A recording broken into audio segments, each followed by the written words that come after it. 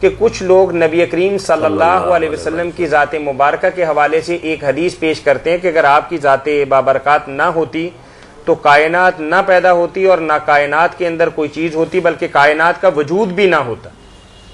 تو اس حوالے سے مولانا آپ سے رہنمائی چاہتے ہیں کہ یہ روایت کس حد تک درست ہے اور کیا ایسی بات کہنا شریعت اسلامیہ کی روشنی کے اندر درست ہے؟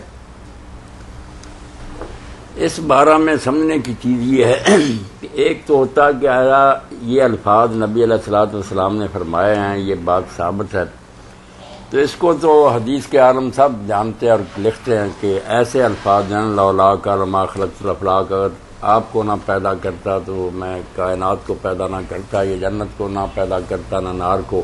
یہ ثابت نہیں ہے، نبی علیہ الصلوۃ والسلام نے یہ بات نہیں کی. اس کو کہتے ہیں کہ یہ لفظاً صحیح نہیں، اس طرح نہیں ٹھیک، مگر معنن صحیح ہے. مضمون اس کا جو ہے نا درست ہے، کیونکہ اللہ کے رسول علیہ السلام تو بہت اعلی مرتبہ. قرآن جب کہتا ہے کہ زمین میں جو کچھ ہے والذی خلق لکم ما فی الارض جميعا، زمین میں سب کچھ جو ہے میں نے تمہارے لیے بنایا ہے. ہم انسانوں کو خطاب کرتا ہے کہ اگر تم نہ ہوتے تو میں نے یہ فروٹ اور یہ دودھ اور یہ جو نہریں بہا دی ہیں کس لیے بنائی؟ خلق لکم، تمہارے لیے بنائی. اور سورہ اعراف میں کہتا ہے کہ دنیا کی نعمتیں اصل میں تو اہل ایمان کے لیے ہیں. کافر اگر اس دنیا میں کھا رہے ہیں تو وہ تو طفیلی ہیں ان کے، کہ ان کا ایک بھی ہونا ضروری تھا تاکہ مقابلہ ہو سکے، ورنہ اصل میں اللہ نے مومنوں کے لیے پیدا کی. اس سے پتہ چلا کہ جب یہ چیزیں مومنوں کے لیے پیدا کی ہیں تو رسول اللہ صلی اللہ علیہ وسلم تو سب سے اعلیٰ. اب ہم نہ ہوتے تو دنیا نہ ہوتی، رسول اللہ نہ ہوتے تو پھر کیوں دنیا بنتی؟ یہ بات ملا علی قاری فرماتے ہیں لفظاً صحیح نہیں ہے، معنن صحیح ہے، مضمون ٹھیک ہے.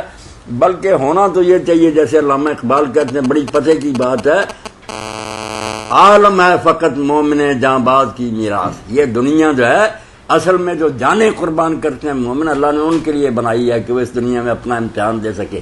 عالم ہے فقط مومن جاں باز کی میراث، مومن نہیں جو صاحب لولاک نہیں ہے، جو ایسی نیکیاں کر کے نہیں مرتا کہ اللہ یہ کہے کہ اگر تو نہ ہونا ہوتا تو میں دنیا نہ بناتا، میں نے لفنگوں کے لیے بنائی تھی تیرے جیسے. تو جب عام آدمی کا یہ حال ہے، مومن نہیں جو صاحب لولاک نہیں، جو اتنا نہیں نیک بنتا کہ اللہ کہے اگر تو نہ ہوتا تو میں دنیا نہ پیدا، تو یہ ظاہر ہے اس کے زیادہ حقدار تو اللہ کے رسول علیہ السلام.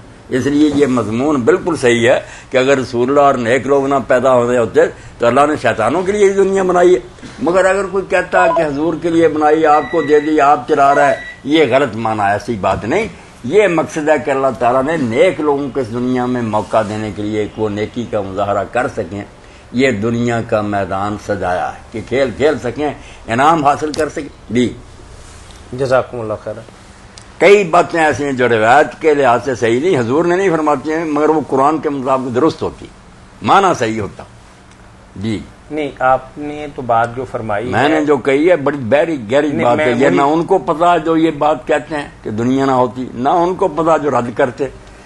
رد بھی نہیں کرنا چاہیے بالکل. اللہ کہتا ہے کہ نیک لوگ اگر نہ پیدا ہونے ہوتے تو میں بدماشوں کے لیے تو یہ دنیا نہ بناتا.